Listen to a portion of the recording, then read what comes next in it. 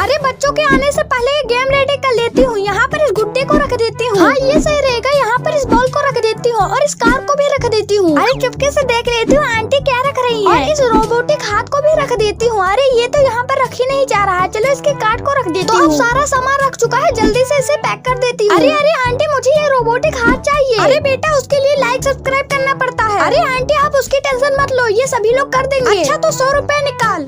अरे 100 रुपए किस चीज के? अरे बेटा उस रोबोटिक हाथ को जीतने के लिए इस गेम को खेलना पड़ेगा। ओह अच्छा ये बात है, ये लो 100 रुपए। अरे बेटा गेम शुरू कर। ये खोला मैंने पहला खाना। अरे वह रोबोटिक हाथ वाला स्टिकर निकल गया। चलो आंटी मैं चलती हूँ।